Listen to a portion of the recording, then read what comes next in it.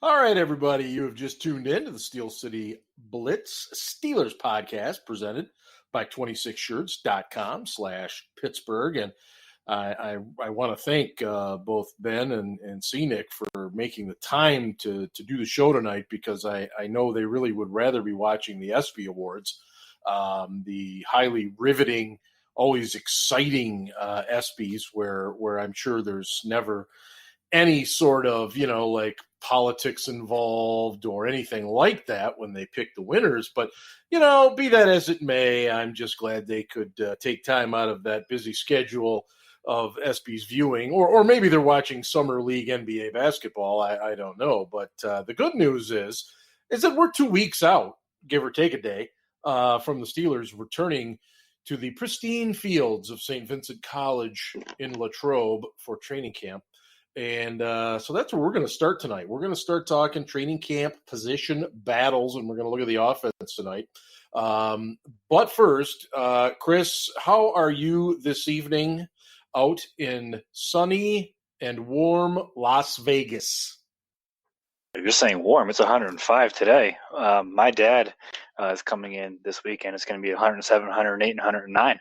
I sent him a picture of that, and he's like already sweating. So it's going to be a hot one here in Las Vegas. Yeah, it hit a heat index here of like 95 today. So it was plenty warm, but nothing like what you're dealing with. And Ben, how are things out there in the state that isn't quite all the way to the northwest, just below the one that is? What? Well, we're in the Pacific Northwest. Well, I know. We're the Pacific Northwest. Pacific Northwest. That would be Washington State, I suppose. Yeah. Things are great. And we, nobody on the West Coast knows what the heat index is, Mark, because we don't have that here. If it's 80 out, there's not really any humidity. So the heat index is 80. Well, I must say that I'm jealous of that. If it's 108 in Vegas, the heat index is 108. Yeah, well, that whole humidity thing can just suck it as far as I'm concerned, but unfortunately I can't control it. The humidity is always wonderful at training camp in Latrobe, and it's even more so when you sit up on the hill and you look down at those practices where the humidity is really, really heavy. You can literally see the humidity hovering over the fields while the guys practice. So if you've never been out there, I highly suggest you do it for many other reasons other than that one. But it is kind of something to see when you hit training camp. So, guys, some of these position battles are real easy to discuss. Some of them will definitely take a little more time. At least I would think they will. But we'll start right at the quarterbacks, and I'm going to start this with a bit of a twist here. I mean, because right now on the roster, you've got Ben, you've got Josh Dobbs, Mason Rudolph, and then Hodges, Devlin Hodges, the young man that signed out of Samford and threw for about 14,000 yards there. But Chris, I'm going to ask you a question. If Landry Jones had been the backup quarterback in the loss to Oakland, would the Steelers have won that game? I don't know. He's not even on a team right now, so it's tough to say. No. But most, 9 times out of 10, I'll take injured Ben over any of our backups. Well, yeah, I think a lot of Steeler Nation would have done the same. The reason I started talking about the quarterbacks that way is because, Dobbs had been so impressive with that one big throw he made in the Baltimore game when he had to come in for a play, and threw a 22-yard dart over the middle, and that just gave everybody this boost in confidence. And then he got into the Oakland game, and it didn't go so well. And he stunk it up in the Oakland game. Yeah, for lack of a better terminology, Ben, you're right. But I guess let's get to the bigger scenario here. First, I want to talk about Hodges. Ben, is he nothing more than a camp arm, or does this kid have any possibility whatsoever of maybe becoming the number 3? Well, my understanding is he's playing like he's got a shot at making the team. Yeah. And, I know Tomlin likes that out of players, so he may play himself into a position to not be just a camp arm. But I think it's a pretty steep uphill battle he's got going. And I don't think he's going to get there. But, it wouldn't suck to see that happen. In some respects, it would, because you'd be looking at it going, well, now we wasted a draft pick on a quarterback, either Dobbs or Rudolph, and my feeling is it'd probably be Dobbs. But by the same token, if you can improve your group, you always do that, regardless of what it is. I mean, Rams quarterback. Why is his name slipping? Super Bowl 43. No. Kurt Warner. Kurt Warner. He was bagging groceries, playing in the Arena League for years. Yeah. He came in. He was their number 3, possibly competing with a guy to be the number 3. They got in, saw what he could do, immediately made him the number 2. Then who was it who tore his ACL? I'm sorry? Trent Green. Trent Green tore his ACL, and they went, you know what? We're just going to go with Kurt Warner. We think that we can make this happen. We don't think there's anybody out there that we can sign as better. And the whole league went, man, you're nuts. You're just going with this guy who's a complete unknown. What the hell? And then they saw him play. And I'm not saying with Devlin Hodges is Kurt Warner. What I'm saying is anytime you can improve your group, even if it goes against conventional thinking, you do it. And to piggyback on that, Chris, do you do it even though you'd be at the risk, and I realize this is a loaded question, citing your love for Kevin Colbert. Does Colbert do that, knowing that he'd be admitting that perhaps Dobbs was a mistake then? I don't think it would be a mistake if you trade him. I think that if you can get some value for him back, I think that you're minimizing the loss of what you've given up for him. I think he was a 4th-round draft pick. I think if you get something, like a 6 maybe, you're 2 rounds back, you do some things, but if you're improving on the position, like Ben kind of alluded to, then the loss isn't so bad. And it does suck because he is a quarterback, and what you wanted him to be, he didn't end up being. But if you could improve on it with Hodges, then get something back, like a 6-round pick. We've seen the Steelers kind of turn some 6-round picks into something. So I wouldn't mind, especially if you're going to give up potentially, we'll talk about this down the line here, something for a tight end. He could turn into something like a second tight end on this roster in terms of a 6-round pick. So that's something that I would be interested in doing. And if Delvin Hodges, steps up to the plate and is worthy of that, then why not explore that option? It's an interesting thing to me because obviously Dobbs has an advantage from the mental standpoint that he's been pretty much in this offense now, whereas Hodges is coming in and he's going to have to not only perform, but he's got to learn the offense and be able to handle things quickly in line of scrimmage situations. So, there's that working against him, but I agree with both of you. If you can improve your position, your overall positional strength, then you do it. You swallow your pride a little bit and do it. And, Chris, as you're saying, my God, if you can turn it into a potential trade or picking up a draft pick, if you get rid of Dobbs, then by all means you do it. And I don't mean to be completely sending Dobbs on his way just yet, but my personal feeling is that was not a great pick anyway. And I haven't really seen much to warrant the pick anyway. So I'm okay with moving on, and I'm really okay with Mason Rudolph taking over that number 2 spot, and then eventually, maybe I'm way down the road here, the number 1 spot. But that's here nor there. But I think we all agree Ben will be the starter, and then it'll be Dobbs and Mason Rudolph fighting it out for the number 2 spot.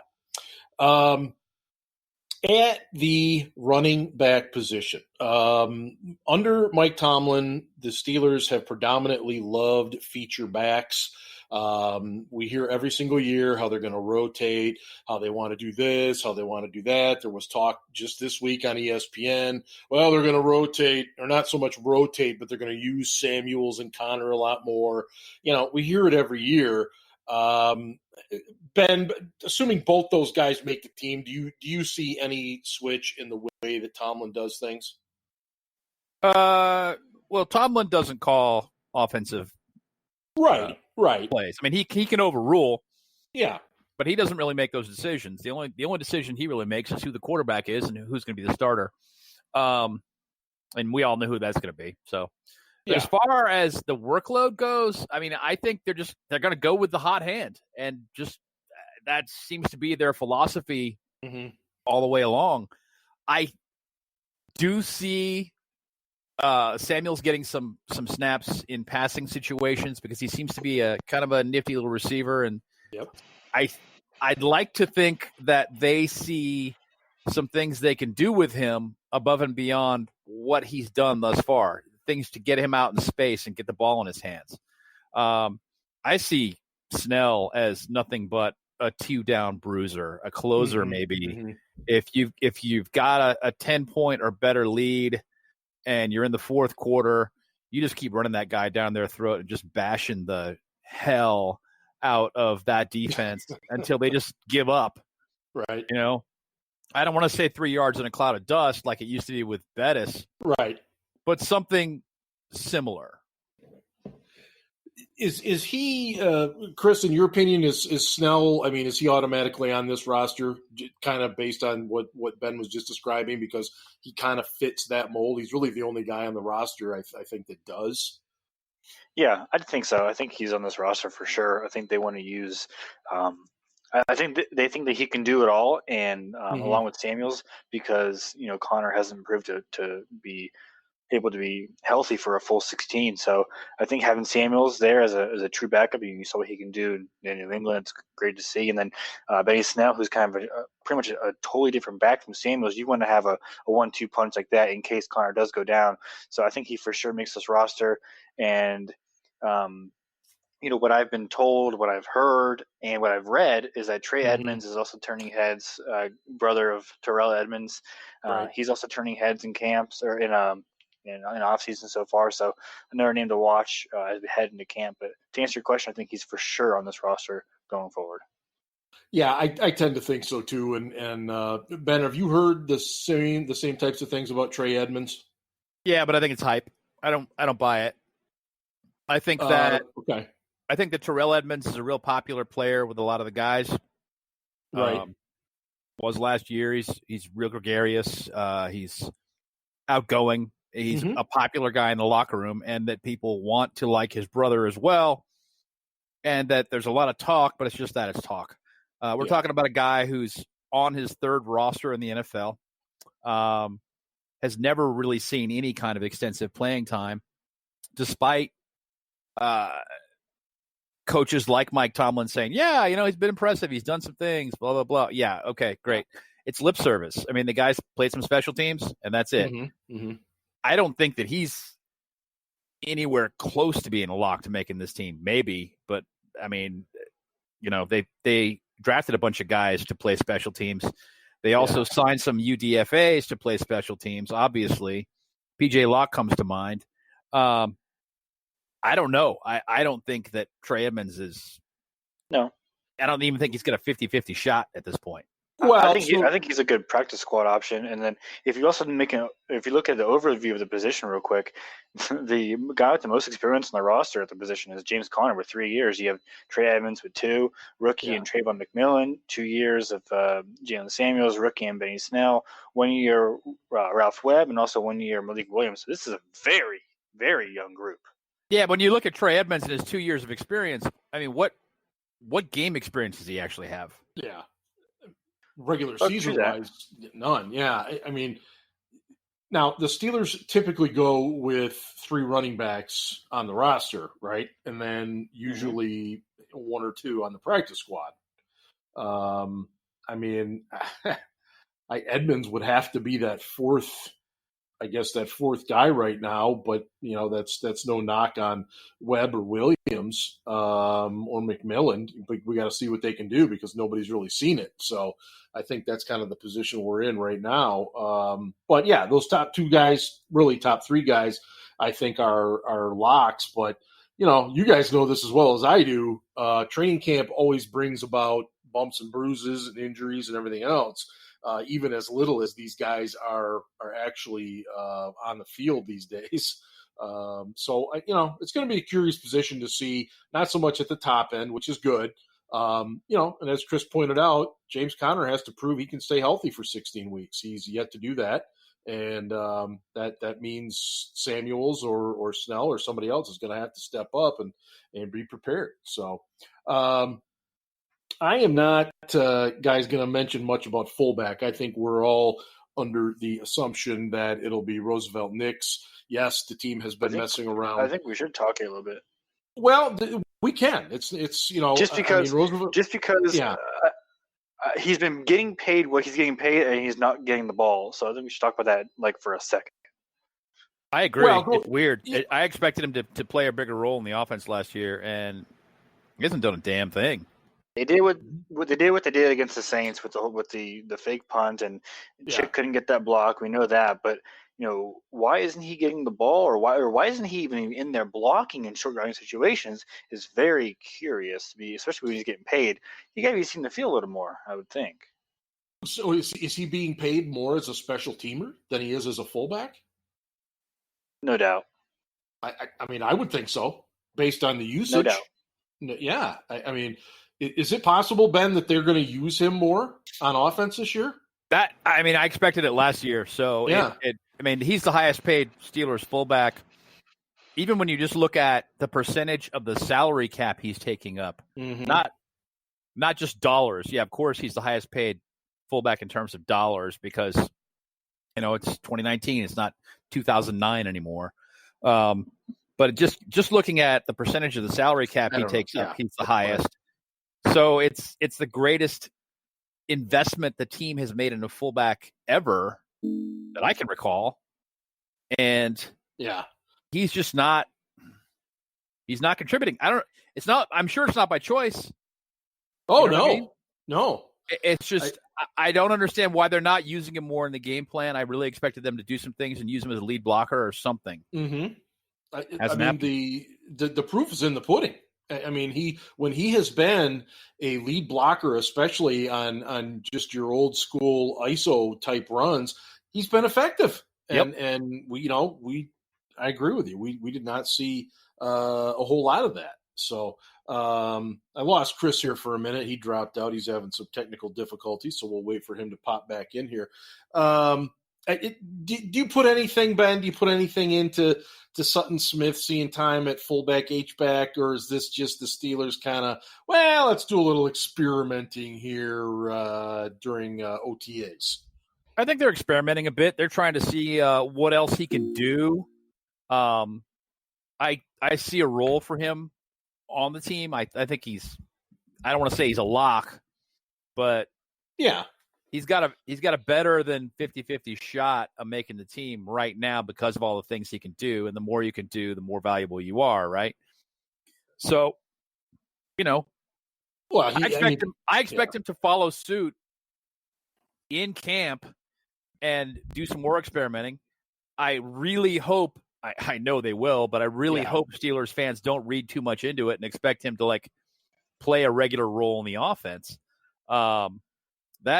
That's not necessarily an indicator that that's going to happen. It might, but sometimes they're just trying to see what else a guy can do so if they're in a pinch, they can make it happen. Or, being the personal protector on the punt team, because obviously the guy can hit, he can block. If you can make him run too, that increases his value on special teams, no question. Oh, for sure. I mean, I think he's a special teams guy above and beyond. And if they can mess around with him a little bit at the H-back position, then so be it. And hey, you got to take advantage of athletes. You got to take advantage of whatever a guy can offer. And, Steelers seem to be doing their due diligence in that department. I do want to mention before we get on to wide receivers, that, of course, you're listening to the Steel City Blitz Steelers podcast presented by 26shirts.com/Pittsburgh. And right now you can get the Don't Stop Believin' t-shirt. And don't be like my son, who was watching me put together the article earlier for the podcast. And when he saw the shirt, he said, "Why would they be making shirts of Le'Veon Bell?" And I said, no. This is Josh Bell, the guy that's been hitting dingers for the Buccos. And I think other people might have wondered the same thing, although the baseball bats and the logo kind of give it away on the shirt. But, yeah, great shirt. And they've got a great new cause going on right now for a young man that could really use some help. They have a GoFundMe up there for him. So $8 from every shirt that you purchase goes towards that cause. So get a great shirt, celebrate Mr. Josh Bell, who, by the way, I love seeing that guy run out a grounder. My goodness, if more guys did that, I might actually watch baseball again. In any case, we're going to the wide receivers, guys. And there's this Brown guy that apparently was in the news yesterday or today about settling some issue about throwing stuff off his balcony. He's no longer in Pittsburgh. So, yeah, so much for that. So we're just going to get straight to it. You've got Juju. Do we assume the number 2 guy then becomes Dante Moncrief? No. No. James Washington's the number 2 then? Maybe. I think it's James Washington versus James Washington for that number 2 spot. Really? I think he's against himself. I think he has it, but wow, I think that's deep, man. I think it's his to lose. I think if he goes out and does what he has to do, he's at the Z. Juju is at the Y, the slot, and then I think the X position is where we have to be talking about, because it's going to be Moncrief against Deontay Johnson. Deontay Johnson. That's where I'm at with this. Well, go ahead, Ben. I don't know. I think Ben is really, and always has been, enamored with speed. He loves it. And I realize, of course, that Johnson and Moncrief are both playing the X, which really isn't the position that runs a lot of fly routes. Mm-hmm.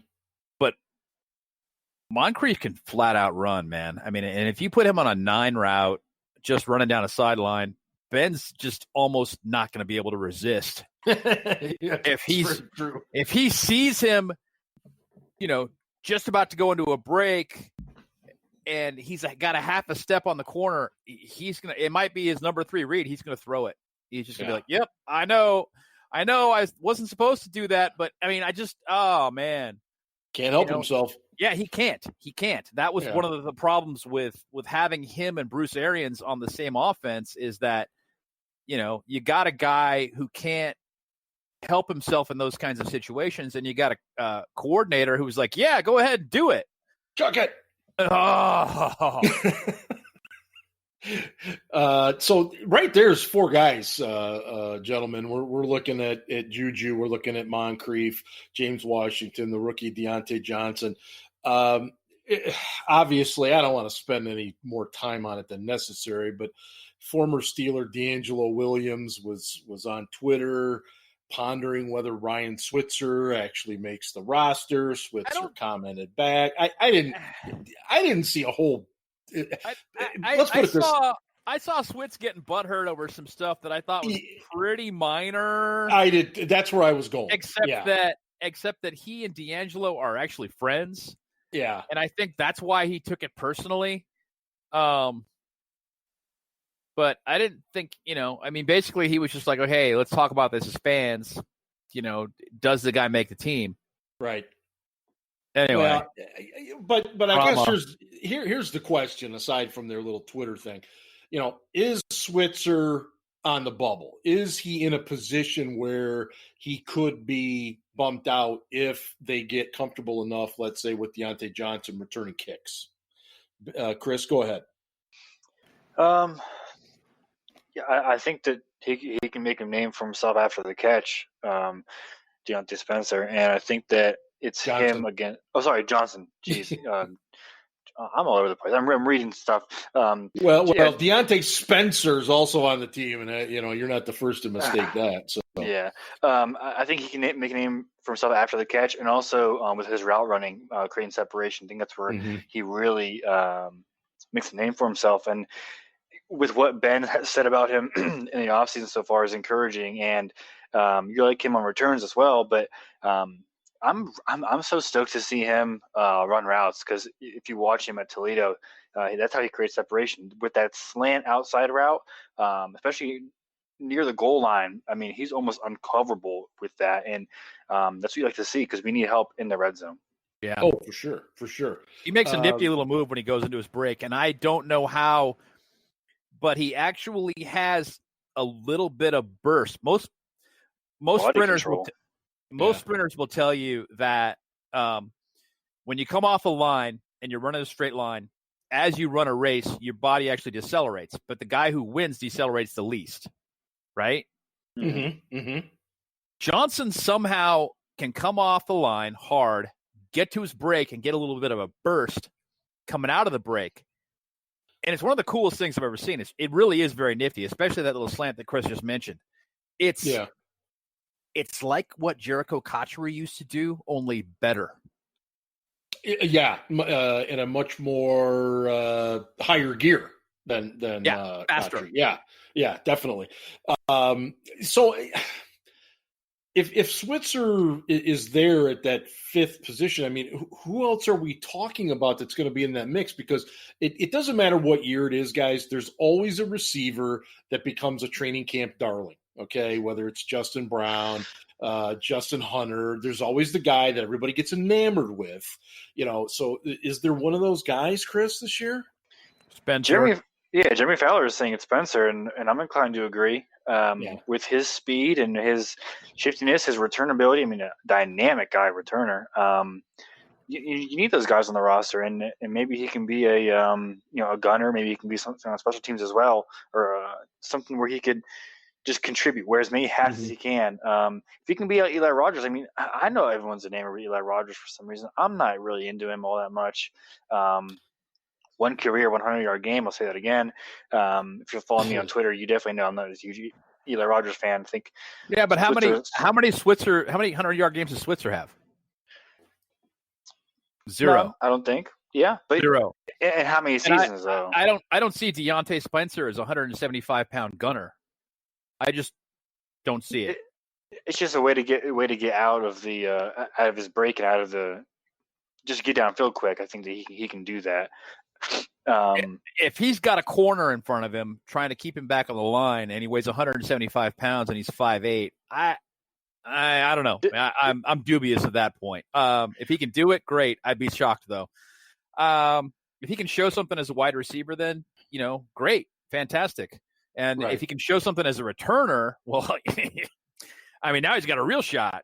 So I'm not completely disagreeing with what you're saying. I just don't think he's going to play like a well-rounded role on special teams. Well, I mean, Ryan Switzer out here building a house with his new wife or new fiance. I mean, he's really putting in roots in Pittsburgh, so he's really convinced he's making this roster. You got Eli Rogers and you got Deontay Spencer creeping up. It's tough because Juju can play all three. Deontay Spencer can play all three. Moncrief can play the X and the Z. Washington's pretty much only a Z, but he's pretty much a lock. And then Switzer has played the outside and has gained separation doing so. He could play the inside, especially. It's just who can make the most of their opportunities. I think in camp and in preseason is gonna really shine through the rest. And hopefully it's somebody who can contribute on game day. Yeah. So let's do this real quick. Let's look at Switzer and Rogers because and just break this down. I think I speak for all of us. If we're talking punt returner, I'm taking Switzer every day of the week and twice on Sunday, right? Mm-hmm. And kick. I'm with it. Yes. Okay. Punts and kick returns as well. Yep. All right. Both. I don't want Rogers back there. I'm much more comfortable with Switzer. Okay. Now, as far as a slot receiver, they both offer some things based on what I've seen. Obviously, what and it's no fault of his own just because of his size. But when Ryan Switzer catches the ball and gets hit, he's going down. He's not a guy that's going to break too many, tackles. So I have to give I'm leaning towards Switzer in that particular matchup. And also, what was the contract that Rodgers signed? Isn't he just in for 1 year? No. Yeah. Was that? I think it's hefty, isn't it? It's rather hefty. Yeah, his signing bonus was. I want to say his signing bonus was $750. Hang on, let me look at it. Yeah, something like that. Well, I just bring that up because you got to play a little bit with the numbers there. So if you look at those things now, I'll be honest. I'll play devil's advocate a little bit here. I don't mind Switzer as a punt returner. I'm not crazy about him as a kick returner. I mean, I think he gets a nice burst. He gets into the traffic and he goes down. But is that his fault or is it Danny Smith's fault? Well, now we are talking about something very different, which we can spend an entire show on. But I just think it goes back to what I was saying about him as a receiver, the fact that first contact usually brings him down. I mean, think of all the times where he was literally a step or two away from breaking one, and the first contact took him down. And I'm not saying Deontay Johnson's going to be any better than that or Deontay Spencer. I'm just saying that's what I see with Switzer. And again, I also understand that's way better than what we had before Switzer arrived too. So I get it. I'm just kind of playing a little devil's advocate here. That's all. So Ben. Okay, real quickly. Yeah. Rodgers has a 2-year deal with a $500,000 signing bonus. Okay, so he's got 2 years. So, I mean, basically, when Mr. Rooney gives somebody $500,000 up front as a salary advance, I expect the guy to make the team, and the Steelers expect the guy to make the team, or they wouldn't have given him that much money. So I think he's going to make it. That said, 500, that's not insurmountable. If he stinks it up in camp, he's gone. Or just simply gets beat out. Yeah. By a guy that's performing at a higher level.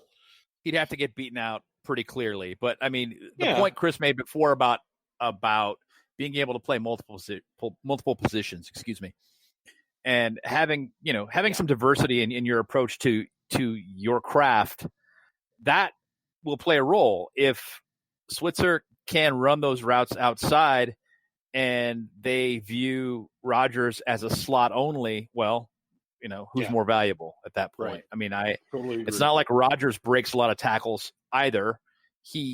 I think he's got a little more heft behind him when he's running with the ball, but he's not a guy you're going to see breaking 2 tackles and running down the field and scoring a 97-yard touchdown like Juju might. Yeah, no, I agree. And I think the versatility thing is huge. I think it's something that Mike Tomlin and his staff always like. And it probably is often the difference for them when guys, talk about playing time, making rosters, making practice squads, things like that. So, guys, before we start wrapping things up, we do have to address the tight end situation because it's a situation for a lack of a situation, and it's a situation because, well, there just isn't a number 2 tight end. I mean, we all agree that we've got McDonald's Trucking is firmly the number 1 guy now. And there are concerns about him as far as his overall ability to stay healthy. He seems like he's always dinged up, but he had a pretty solid year last season. Jesse James is gone. And you've got a rookie in Zach Gentry, which nice young man, but none of us are real thrilled about as far as a draft pick or as a potential number 2. You've also got Xavier Grimble. They've also got the kid they brought in from, I think it was Texas A&M. Are we all of the opinion that they're still waiting to address this once they get into camp and other teams start to send guys loose and everything else? Is that kind of where we're at here? Ben. Yeah. I'm concerned about it just overall. I mean, I look at Vance McDonald's first year in Pittsburgh. He didn't play a very big role. He's super talented, but he didn't play a very big role in the offense because he didn't know it. Right. So I don't know why they haven't already done this. The guy you just alluded to a minute ago, Trevor Wood out of Texas A&M. Yep. He's also a long snapper, which will give Good him point. a shot. It'll give him a shot at making the team, even as a practice squad player, because having an emergency long snapper is a nice thing to have. You know what I mean? Oh, yes. So we all remember James Harrison. Right. So if Cameron Canaday got hurt and they needed a long snapper the next week, they could just promote Trevor Wood and have him practice with those guys a little bit, every week and keep him fresh, keep his hand in it, literally. So that gives him a shot at it. But I think getting back to my original point, if they sign a guy late or trade for a guy late, and I think that's would be more likely, you're going to find teams that have got superfluous big words. Let's cancel that. They've got surplus tight ends. They've got too many guys on the roster. Yeah, not enough spots, and they want to release those guys, but they're going to try and trade them. What they'll do is they'll go out and they'll field offers and more, it'll be like, we'll send you this guy and a 5 for your 4th, that kind of a trade. Yeah. And, you move up, down in the draft. You don't get like a 6 or a 7 for him, but you get something. But that guy, I don't expect him to contribute all that much this year. If they're not going to bring in a tight end before camp, and apparently they're not going to. No, doesn't look like it. That guy is not going to be a big contributor this year, even if Vance McDonald does get hurt. Chris, is there when is the cut line for Christian Scotland Williamson, the young man from overseas, 6'9", 270 plus pounds, former rugby guy, right? I mean, how much more time do you give this guy? I mean, as long as he's roster exempt, I don't see a reason why you let him go. I mean, that's no true. reason. I mean, being roster exempt is huge. Yeah, just keep him along and just see what you could do. There's no reason to cut him. If he's roster exempt, he doesn't cut it. Nothing's going against you except a little bit of money. Yeah, and just real quick, the roster exempt thing is part of the NFL's bringing in guys from the international thing. Program. Yeah. Quick point on this player. Apparently, he was playing at 281 last year. He's lost 36 pounds. Wow! And there's a lot of hype on him going into camp right now. I'm not buying it because I'm not either. We're watching him trying to block, and it was pathetic. But we'll see. I mean, there's always a lot of hype on a lot of players this time of year. Definitely. I'm always inclined to go, whatever. That guy's not going to do anything. And then, we had Mike Hilton come in a couple of years back, and I was like, whatever. He's not going to do. He ended up starting the whole year. Yeah. No, sometimes we get it wrong too. Not very often, but, we do. Real quick on offensive line, I think this is offensively one of the positions or one of the areas where there's really not a ton of discussion other than right tackle, where we have mentioned it in some episodes or editions of the podcast over the course of the summer. But I mean, look, you're pretty solid across the front. You're going to go Pouncey, DeCastro, Foster, and Big Al, and then of course Matt Filer firmly believes it's going to be his spot to lose, and knows it's going to be a battle. He's got Gerald Hawkins, he's got Chooks Okorafor, the rookie from last year. So there are those. Then, of course, you got Finney sitting there on a pretty sizable contract for reserve guard. So, I mean, anything, Chris, that you see potentially happening there across the offensive line that might be out of the ordinary? Yeah, I think backup center is somewhere where we need to address, because Pouncey, could potentially get hurt, and then Finney's not the best center, to be honest with everybody. No. And a guy who I had my first 53-man prediction is J.C. Hassenauer, the guy out of Alabama who was in the AAF or AFF, whatever that was. Whatever that football league that's no longer a football league. But I think he can come in here and really just be the last guy. That's just my prediction. That's just what I had a feeling about. It's just a bold prediction of mine. And I think that I think Wexel said something about Hassenauer as well coming on strong. So that's just my prediction. I think that he can come on and let's say one of those right tackle guys either get hurt or just falls out. I think he's a guy who can slip in. Just real quick, Chris, does he have any versatility, or is he strictly a center? I think he's strictly a center. Yeah, that's what I think so too. Which is rough for him, but at the same time, a guy who can back up that spot really well is someone who you want. That's someone who's not going to struggle. Maybe remember Hubbard going in there and being a center. That was not good. We don't want that to happen again. So I think having a guy who's just acclimated to the position and can get it done and not have a huge drop off. I know it's tough to ask for, but he's a guy who I think who can make a push. Yeah, no, fair enough.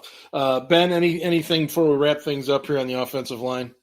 Just based upon what I've been told, they want Chooks to win the right tackle job. That doesn't mean they're going to give it to him. In fact, right now, Filer's penciled in as the guy, but they want Chooks to step up and win it. They're hoping he does, but he's going to have to step up to get it. And also, we're forgetting about Patrick Morris. He was an undrafted free agent last year out of Texas Christian. Yep. An outstanding athlete at center. And he can play in the mold of a Pouncey. Yeah. The problem he had coming out of school was coaching, and technically he was awful. He was terrible. Fundamentally. They kept him on the practice squad, and he's been with the team for a year, getting tutelage under Munch and Sean Surratt. So, that's my guy. That's my guy. That's the guy I think makes it. I don't know that J.C. Hassenauer has got a shot or not. I want to see him hit somebody first before I put any faith in the guy at all.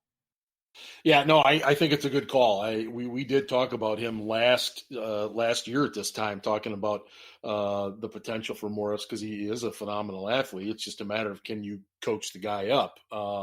If I can say something real quick, Hassenauer coming from Alabama, he's going to be extremely well coached mentally, physically. He's going to be in shape. So. In the AAF, he was the best center by far, and he was for the Iron, I think. So he was the Steelers affiliate. So they know him pretty well. He's by far the best center. So that's why I think, they gave him the money to come over. I think that that's my case. That's my case for him right there. Well, hey, that'll be fun to watch. Each of you take a center and see who makes the backup, gets the backup job if either of them do, either way. But I'm looking forward to talking defense because there's a lot of stuff to cover on the defensive stuff, and we'll do that next week. But we're like 16 days out from the Steelers being on the fields in Latrobe, so it's getting there, folks. It's getting there, and we're just as excited as you are. So we'll have some previews out soon, right? Everything's coming. I mean, we've been pretty relaxed at the website right now, but it's all going to start happening. So be ready, and hopefully everybody listening, you're on board with us. And by the way, if you are listening, please take a moment on whatever platform you are listening on, iTunes or iHeartRadio, whatever, and give us a rating, review, all that good stuff. We would really, really appreciate it. So for Chris and Ben, this is Steel Dad signing off on the Steel City Blitz Steelers podcast, presented by 26shirts.com/Pittsburgh. And hey, go Steelers.